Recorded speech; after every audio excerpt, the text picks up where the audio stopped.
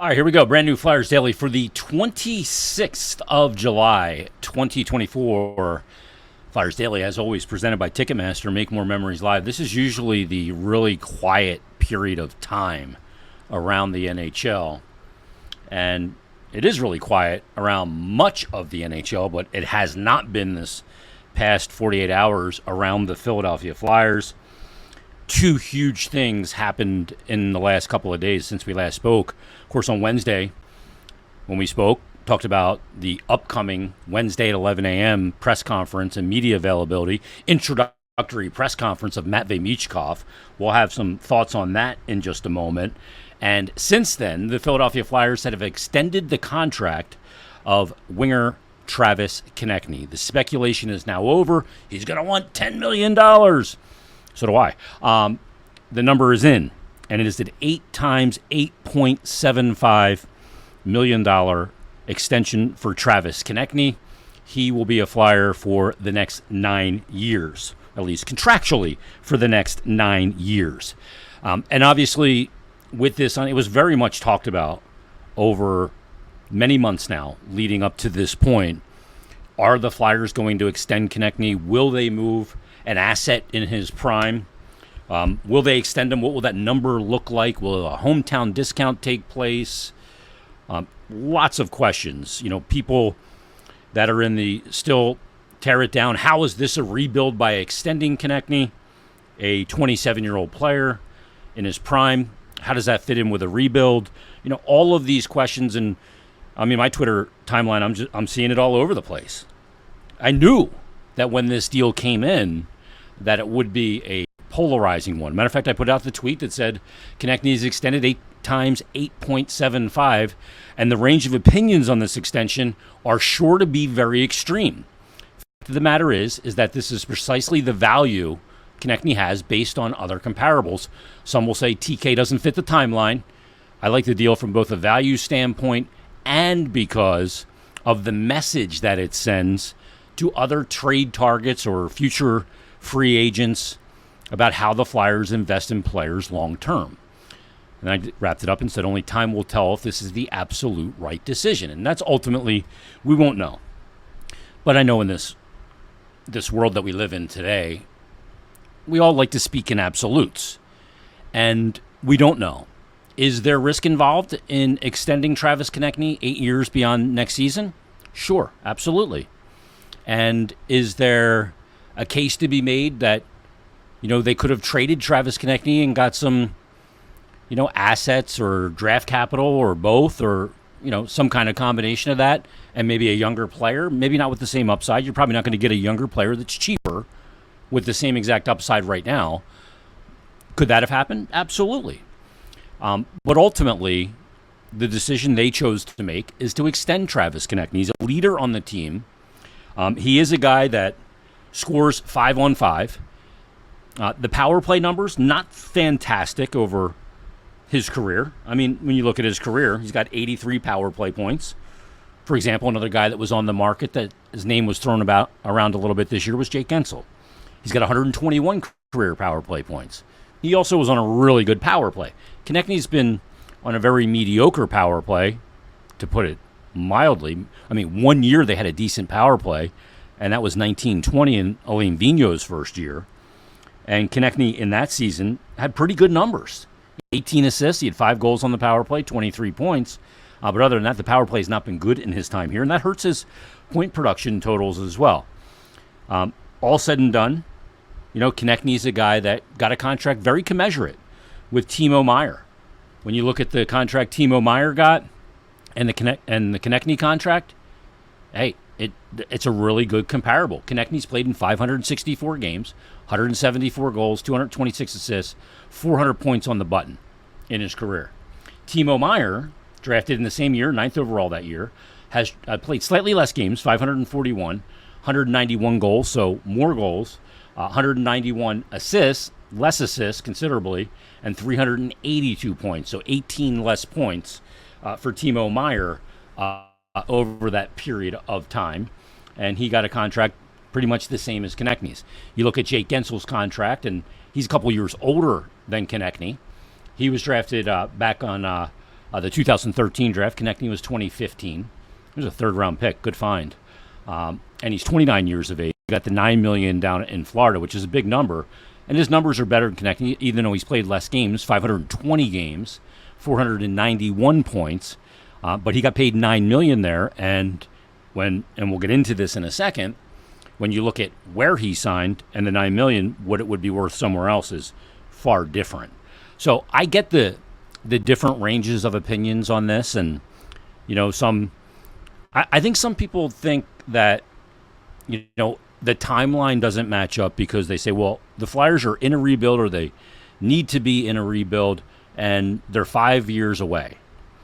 So I don't know when this notion that a rebuild needs to take 5 years to become a contender. People think 5 more years from now. To me, they've already been in a rebuild, no question about it, 2 years, maybe 3, maybe 2.5, we'll call it, because when they led up to that deadline where they traded Giroux, got Tippett, got the pit, all that stuff, it should not take 7 years to rebuild a team in a sport that's got a salary cap and a sport that has free agency. If it takes 7 years, like it's taken Buffalo, like it's taken many other teams, then you are not doing it right. It's because they made huge mistakes. Now, some people say, well, go back to Ron Hextall. That didn't work. And totally fair point. It didn't work. It's not always going to work. Will this work? I don't know. Ultimately, Konechny's going to be a big piece of the puzzle if it works, and he needs to be with this contract term and AAV, but it's also going to depend on a lot of other factors. The existing factors of the development, continued development of Owen Tippett, of Cam York, of Tyson Forster, of Morgan Frost, other young players, Joel Farabee, Jamie Drysdale. Those are going to be big elements of how long this rebuild will take as well. If it takes 5 more years, failure.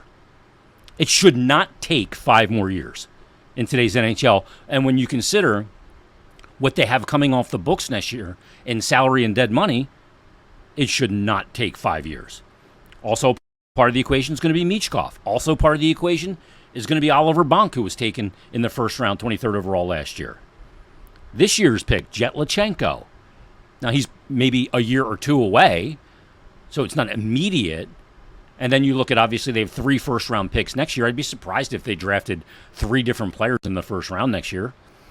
I think some of that draft capital will be used to make some kind of trade to fulfill one of their really key needs of a 1C and a top-pairing defenseman on the right side. It's not easy to fill a 1C and a 1D role in trade or free agency.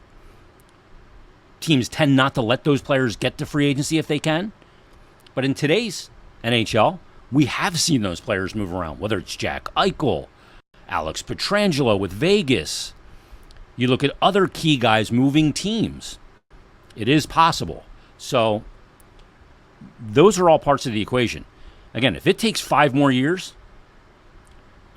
I'd be very upset if it was going to take 5 more years. So the notion of the timeline, I think, is something that is very overblown. Now, people see, we heard the number 10 million, and I knew that number was going to be sticker shock galore. 8.75 is still sticker shock to a lot of people, and they look at comparables, and they look at what Gensel got in Tampa, and you look at other contracts. Signing players in no-tax markets, some people want to mitigate the advantage that it is. I did a bunch of research on this yesterday. The amount that it is not an insignificant amount. I found this article that was written by Steve Wino, and it was very educational. And I was able to go on this website that pro athletes use to kind of look at the calculator of, the difference in bring home money pending where you play in the NHL. So one of the deals is, Sam Reinhart scored 57 goals this year. He's 29 years of age. He got a contract of 8.625. He signed a good, nice hometown deal. There's a couple elements to why I think he did that. Number one, he likes where he is. He's playing for a very good team in a market that's got great weather, no tax, a team that can go on and win even more. They got to a cup, not this past season, the year prior, lost in the cup final. They went back to the cup. They won it this past year. And look, they still have very good players there. They can still win. So I think that's why Reinhart signs there. And because he signs at that number, put it this way, the New York Rangers, to match the bring home money for Sam Reinhart in that deal, would have had to offer over the same term $88 million. So $19 million less for the Florida Panthers because it's the no-tax state. And Reinhart brings home the same money. So I'm not buying anyone that's telling me, hey, the no-tax state thing isn't a big advantage. It's not only a big advantage, it's a huge advantage for both teams in Florida, for the Vegas Golden Knights, for the Dallas Stars, for Seattle. It's a huge advantage for those teams. Nashville, absolutely a big advantage. Well, I don't think the NHL is rushing to do anything to remedy that in this CBA because it's already done, but it's pretty astounding. Just to take it a step further, if you look at Travis Konecny's exact contract from a no-tax state like Florida and compare it to a tax state and one that's north of the border in Canada where you have both taxes and exchange rate to contend with, the difference is even more pronounced. In a no-tax state, he brings home $11.5 million more over the term of the contract. That's incredible. It's a $1.4 million per season tax situation there in Toronto. That is absolutely crazy. It's not hard to see why a Canadian team hasn't won the Cup since '93. They are at a disadvantage. There's no doubt about that. But look, he's here, and ultimately time will tell. Time is the ultimate judge of did they do the right thing or did they not do the right thing? And, I don't sit here and claim that I think this was the absolute lock, stock, and barrel exact thing to do. It's probably what I would have done if I was the general manager, because I do believe that homegrown players that you draft and develop, I think it sends a very big message both inside your locker room and outside your locker room to other players in the league, other potential free agent acquisitions or trade targets, that you're a team that takes care of their players. That means more to players than I think we like to believe sometimes or even think about. We look at pro athletes like mercenaries. We just do.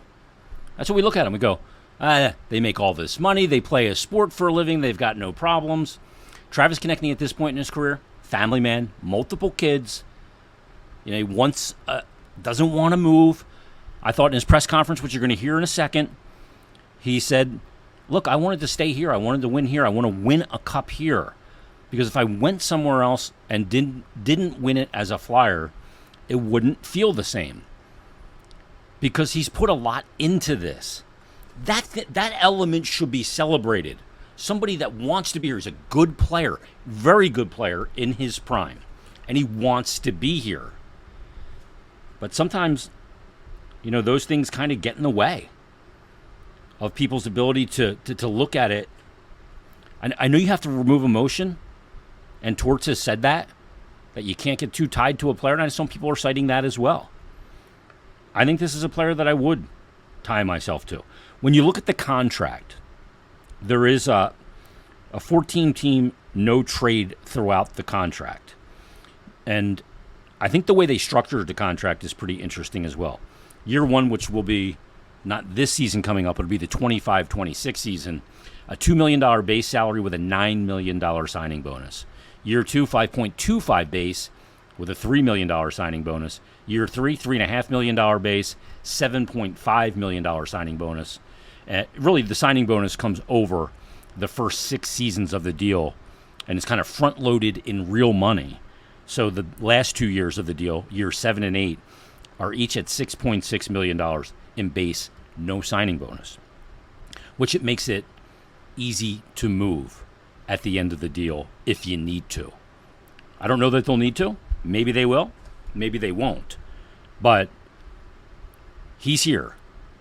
I got this notification from a guy on Twitter at SportsExpert420. Alerted me to this tweet from Sludge Williams. That's Sludge Williams. He says, Travis Konecny has scored more even-strength goals in the last 2 years than the following players. Sam Reinhart, who we mentioned. Reinhart, 8 on the power play. 57 goals in total. He was a monster on the power play. Steven Stamkos, one of the great goal scorers of his generation. More 5-on-5 even-strength goals for Travis Konecny than Leon Draisaitl. Tage Thompson, Bo Horvat, Tim Stützle, Chris Kreider, JT Miller, John Tavares, Andrzej Kopitar, Evgeny Malkin, Cole Caulfield, Patrick Kane, and Mitch Marner. Now, some of those players on that list, Travis Konecny is inferior to those players. I don't think Travis Konecny is a better player than Sam Reinhart or Leon Draisaitl or Chris Kreider or JT Miller. But he does have more even-strength goals than those guys over the last 2 years. And the even-strength goals are a big thing. Now, the Flyers' power play is stunk out loud. They need to build that up, and they need to get that going, and hopefully TK can be a big part of that. Some say, well, Matvei Michkov is going to be the team's top-line right winger, and that's going to effectively, you're going to be paying $8.75 million on an 8-year extension for a second-line right winger. Not ideal. Okay, maybe Michkov probably does ascend to that position of being the top-line right winger, but it's never going to hurt TK's usage. And here's why. TK is going to play 5-on-5 because of what I just talked about, more even-strength goals than all those players. He's going to play power play, and he is going to be a penalty killer. So he may be the second-line right winger and playing more minutes than the top-line right winger in some games.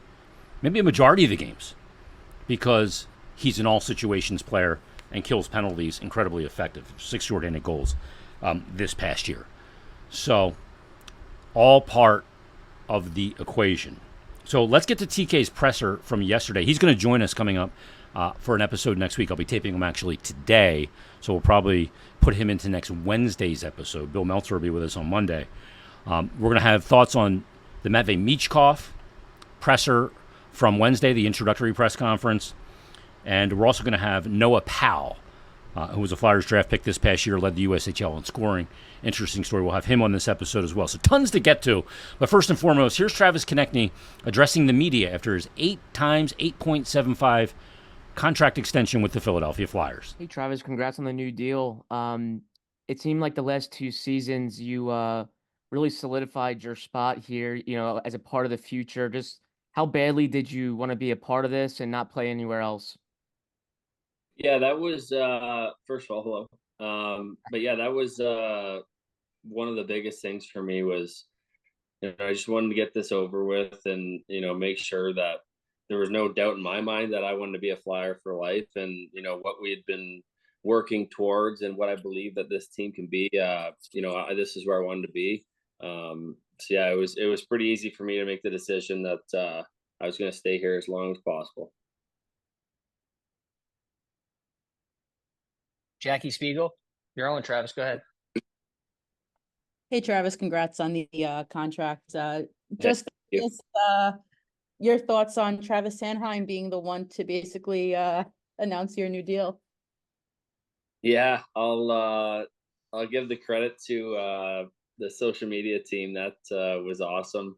He had been, teasing me that he was going to do something along those lines, the entire time. And, he's always the guy breaking trades to people on the team and new contracts in the league. So it fit well that he was the one that did it for me. Did you have a follow-up, Jackie? Yeah, Joe, thank you.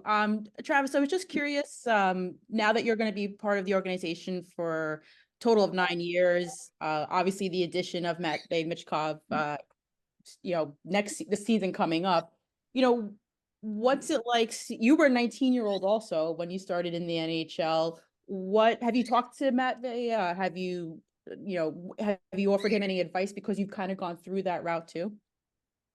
Yeah, I haven't had the chance to talk to him yet. I'm sure that'll come here soon. But no, we're really excited to have him. From what I've seen, the little videos I've seen on the internet, he looks like a great player, and it's going to be a great addition to the team. So I'm really excited to see where he can, take his game to, and I'm sure he's going to be a great addition.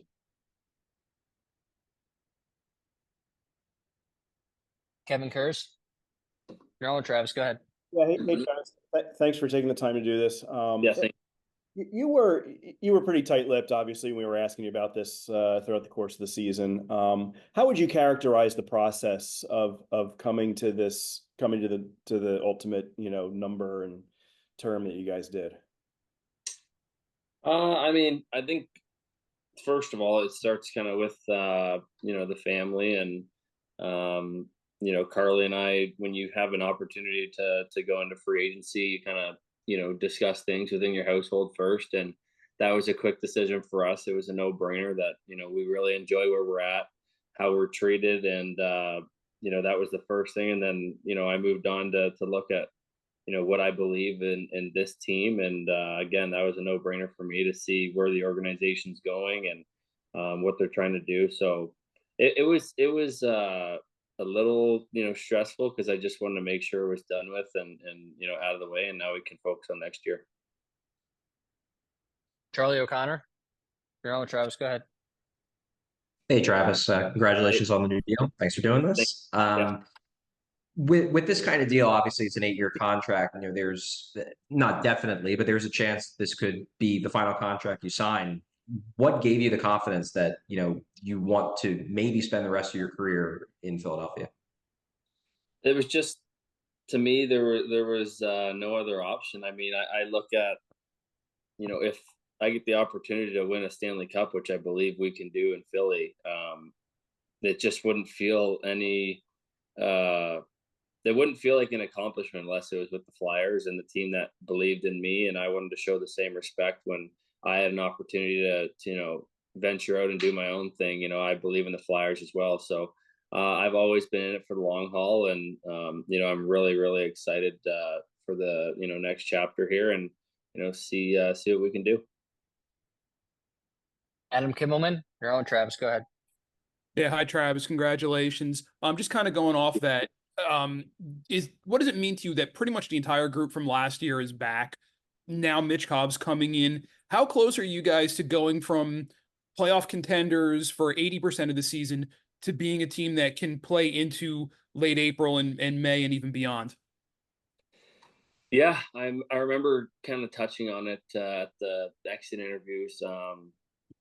I wish I could fast forward right to the end of the year there and say we're going to be in the exact same spot playing meaningful games. And, that's the goal and what we're all looking to do. But, it's one day at a time. We'll start with camp and move through there and just make sure that however the season goes, we just try to keep improving ourselves. And, I have no doubt in my mind that at some point when we get the consistency down and, all the players are comfortable playing in the big games, that we're going to be a consistent playoff team and, trying to make a run every single year. Sam Carchidi. You're on, Travis. Go ahead. Yeah, TK. Obviously, the money was a big part in it, but how important was the 8-year, the length of the contract? Was that very important to you, or not? Yeah. I mean, I just looked at it as an opportunity to stay in Philly as long as possible, and they felt the same way. So it was a pretty easy decision. Follow up, Sam. Yeah, you touched on Michkov a little bit. Can you talk about what you think he will mean to this team? Yeah, I mean, like I said, I've seen a little bit online. Haven't seen a ton, but from what I hear, he's a special player. And I really look forward to helping him out as much as I can and seeing what he's capable of doing on the ice. Okay, we have time for a few more questions. Steve Wino, you're on with Travis. Go ahead. Thanks, Joe. Travis, obviously the trade talk or whatever rumors, that stuff are out of your control. I'm wondering, did any of that stuff bother you over the last kind of year or few months, or were you able to put it out of your brain knowing that you guys were on course to get this contract done? Yeah, no, it never really bothered me. You always know, something came along that you never know what happened. But I was pretty confident just from conversations that I had had with Danny and how he knew I felt about being a Flyer that we were going to be able to sort something out. Kevin Kurz, you're on with Travis. Go ahead. Yeah, Travis, obviously Danny and Torts also throughout the year mentioned your development into a team leader, and someone that, at your age, you can kind of bridge the gap between maybe some of the older guys, the younger guys coming up. Did you have to change anything in your approach? The more they talked about that, the more that became evident that was going to be a role that they saw you in. Did you have to change anything in your own mind, and how much do you want to embrace that role moving forward?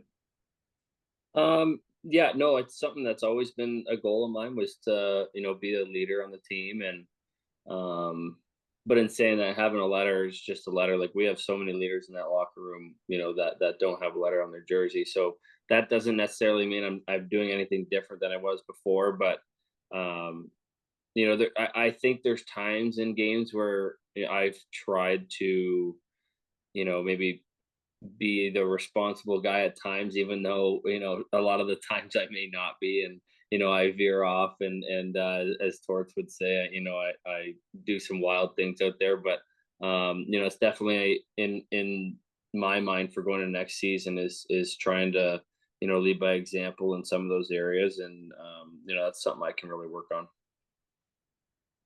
Charlie O'Connor, you're on with Travis. Go ahead.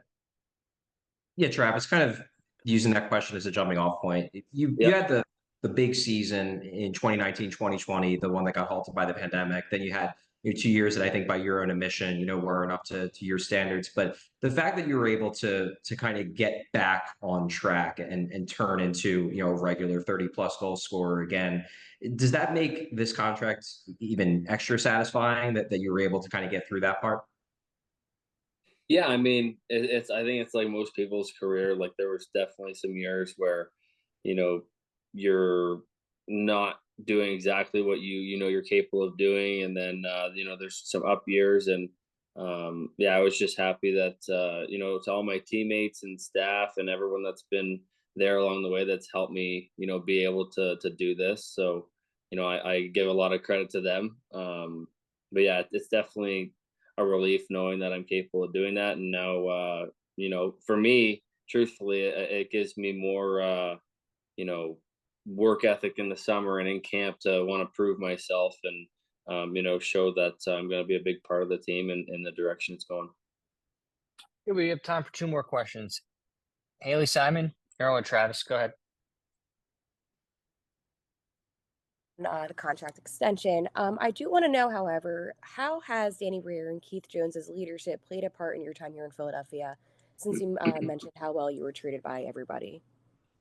Yeah, I think I obviously don't know how other teams work, but as far as what I've experienced, it's just a different feel with the management, and the connection that they make with us as players. When you see, those guys are down in the gym and in the locker room after every game, shaking hands, keep your head up no matter the result, just stick to the plan. And I think when they are able to build that relationship, it makes the locker room comfortable, and it's an open atmosphere where guys feel like they can speak their minds, whether they're a first year guy or a 10th year guy. Doesn't matter. Everyone feels like they're on the same playing level and the same respect. So they've done a phenomenal job, and that's only been the 1 year, so I can't imagine how much better it can only get from here.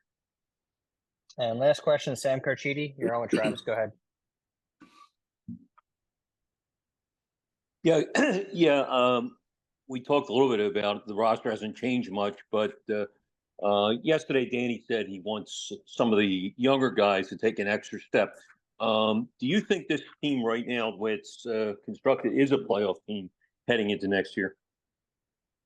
Yeah, I mean, you just build off last year, and let's just say in the upcoming season, we're able to hold on a few more, wins at the end of the season there. And that puts us right in the playoffs. So I do believe our team's right there. We're going to work just as hard as we did last year. We're going to skate and continue to, to work on, some of the young guys getting a little bit better and some of the older guys adding stuff to the game as well. And like I said, I'm really excited to see where this team can go. And I know every single guy in the locker room believes, and that's the most important thing is you got to get everyone on the same page. And I know we are, so we're on the right path. Travis Konecny has ascended into one of those leadership positions for the Flyers as well as one of those guys. You have to have leaders at different stages of their career. You have leaders that really kind of start to step in at 22, 23, and then, pending the situation and the dynamic of the locker room. But once Claude Giroux was traded a couple of seasons back, that opened up a lot of oxygen for a player like Travis Konecny to step into that role. He has since stepped into that leadership role and more. And he's going to be even more emboldened and empowered to be a leader with this commitment to the organization and from the organization that he and both have made. So I look forward to that as well. So congrats to Travis Konecny. He picks up the dinner tab tonight with an 8 times 8.75 AAV contract extension with the Philadelphia Flyers. Now, Matvei Michkov, he met with the media on Wednesday, had an introductory press conference. You could see that he understands English a little better than he can speak it. I'm told that understanding what people are saying comes way before being able to articulate in that language what you want to say. So you could understand, you could see some kind of wry smiles on his face and smirks as some things were being said. But he did, communicate through Slava Kuznetsov, an interpreter, in the press conference. Danny Briere was also there. It's hard to really kind of look at body language. I mean, he seemed to say all the right things about being here not for individual achievement, but to be here to win, to turn this team this season into a playoff team, to do great things, win, and ultimately win a Stanley Cup. He's a really intense competitor. I was talking to some people around the team about his commitment and competitiveness. And, he's a guy that's has a lot of work ethic and a lot of competitiveness that's built into that smallish frame. I was really surprised at how much thicker he was in person than I'd never seen him in person. All I knew was he kind of had a thick neck, but I wasn't sure if, 19 years old, sometimes the body's not fully developed, and he's not fully developed. But he's a lot thicker in his upper body than I thought. Very stocky, and that will serve him well at 19 years of age, and he'll build on that. Maybe a little bit more, needs to build a little bit more on the lower frame, but that'll come. These are kids. But I thought he was really impressive, and he's already been on the ice with some of his teammates. He's met a bunch of the guys, Farabee, Forster, some other guys that are working out at the facility. So it's been a really busy week where you get hands-on Matvei Michkov as he comes 2 years early, and Travis Konecny gets extended. All strange for the last week of July as we head into August. But, boy, I'll tell you what, it's got me excited for the season. I'm ready to go. Strap it up. Let's go now. No, we got to wait. But it's not that far away. Let's go now to our feature conversation. I really enjoyed this conversation with Noah Powell. He's a guy that passed over in his first draft opportunity, went back to the USHL, worked his tail off, led the league in scoring. I thought he really flashed in Flyers development camp. Now, it's Flyers development camp. Let's not get carried away. But I found myself keep looking down and going, who's that? I look down, oh, that's Noah Powell again. He just kept finding a way to be in the right spot where plays happen, and he was a pretty impressive player at camp. He is, I guess, legally deaf would be the term. He's great at lip reading. In this conversation, I don't even think that you'll know that he has issues with being able to hear. You can see when a coach is giving instructions for a drill in practice, he is really locked in to what they're saying and watching their mouth to understand what they're saying. So here's my conversation with Flyers draft pick Noah Powell. Joining us on this episode of Flyers Daily from Prospect Camp. Interesting story as we talk with Noah Powell. Noah, how are you?